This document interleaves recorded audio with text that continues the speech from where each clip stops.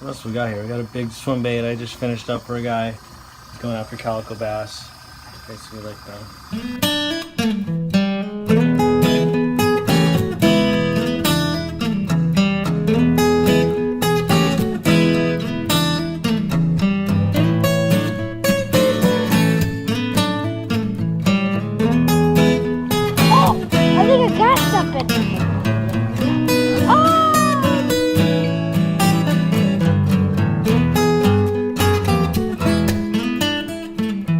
Alright, so I'm kind of, I got orders, man, just, a lot of them are kind of in between, so let me just blast a couple and finish them, and kind of show you the process.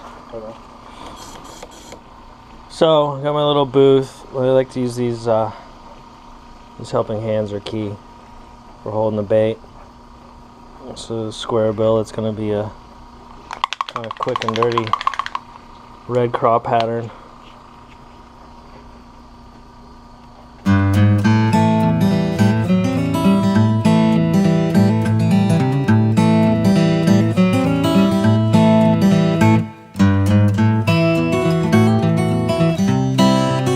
He just requested a red crawdad pattern, so it's kind of one of my standards, which is, I mean, this one's pretty standard anywhere.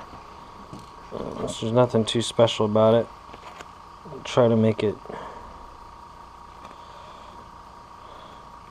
somewhat unique.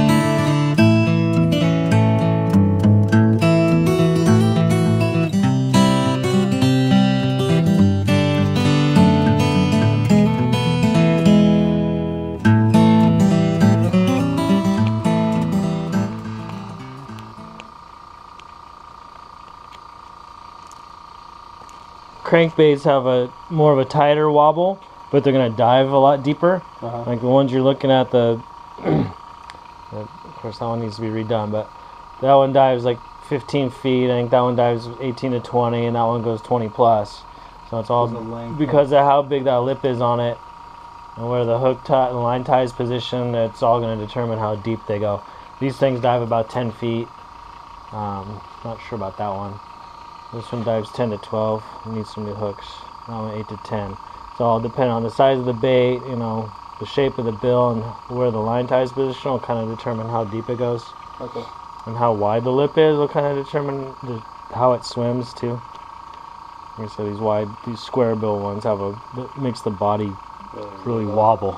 And there's some of these with these jumbo lips on them that dive like 20 feet. And then there's others with no lip on them, like this bad boy, and this is a sinking bait. It's going to sink down and it's going to swim through the water and just kind of dart, and it's really loud. It's got a ton of rattles in it. So fish can hear that from a long ways off. Yeah, that'll work.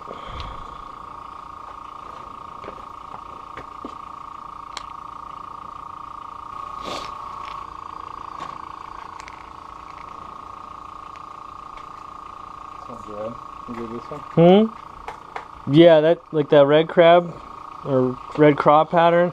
Actually, guys on the group called the Casting Squad requested those for a tournament they were going to fish. It's But that's distinct pattern. There's a pattern called Rayburn Red. It's a crawdad pattern with the gold on the sides. Yeah.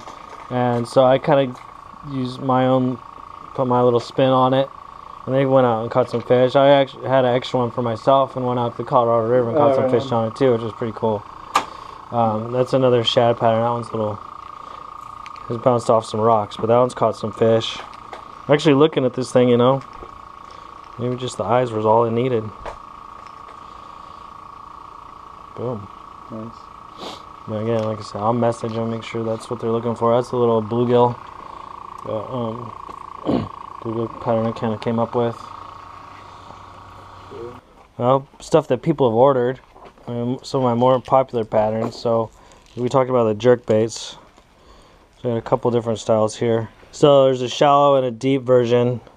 These are all kind of like a basic anchovy or bait fish pattern. And so this one, yeah, this one runs 3 to 5 feet. This one dives 5 to 7, and they're gonna kind of, you twitch them and kind of make them dart and do erratic, a lot of stop and go kind of stuff. Now another version, maybe I need to go back on that other one now that I'm staring at this. But another red crab pattern, same kind of thing. Use the stencils for the shell. Do a little black and then a little red pearl down the back. Orange belly. It's a deep diving bait, and actually this bait has been the one I fished the most and the one that I've had the most success with. Really? It's got this hole in the lip, which I'm not sure what it. Reading on the site, it says it helps to get it to dive deeper, so maybe it helps with water flowing around the bait. I don't know. Less water resistance, gets it down faster. It also supposedly creates this bubble trail as it's diving down. Okay, that might be the thing. The bubbles, huh? Yeah, so I don't know. I need to maybe drop a camera down and I know. and see what it looks like in the water. I do know it gets bit. I've caught a ton of spotted bay bass on this, more so in this pattern, but on this body. There's a bait called Gulp.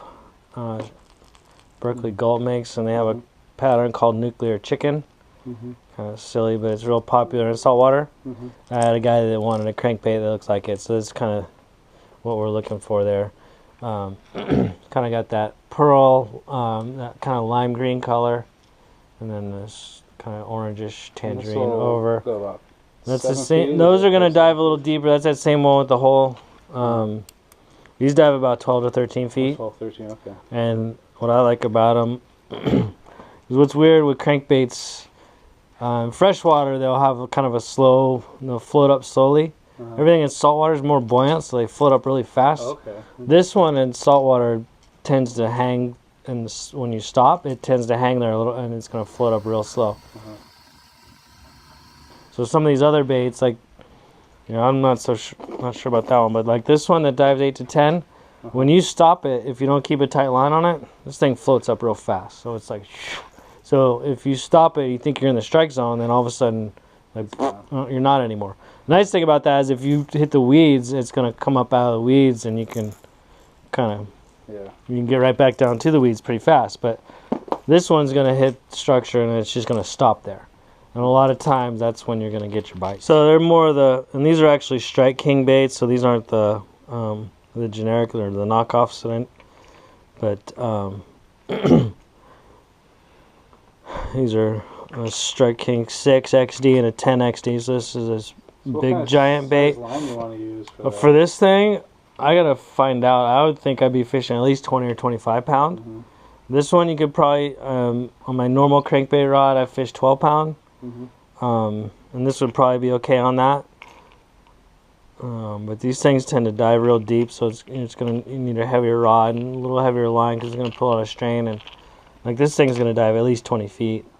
And I think guys fishing heavy stuff like swim bait type rods, like 7-8 foot heavy, 8 foot heavy rod, 20-25 pound test line. This is one of my other kind of thing nobody else is really doing. At least on crankbaits, are these kind of squid and octopus patterns. I'm gonna tie up a feather treble hook for the back of this, kind of give it I think I got an example of one in there. So when the squid are around, you know, fish don't seem to want to eat anything else. So crankbaits and I've fished one up in Long Beach. One time I've actually gone out and thrown it and did real well on it.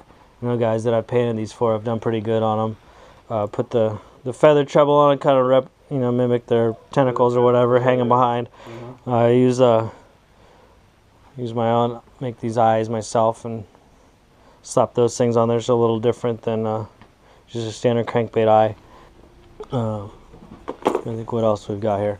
Another one of the wax wing was for the same guy as that other one. This is just that anchovy pattern. Got a little bit of like holographic paint on the back there. I don't know if you see that in the light or not, but so this is gonna have dart and flash. It's got a chrome belly.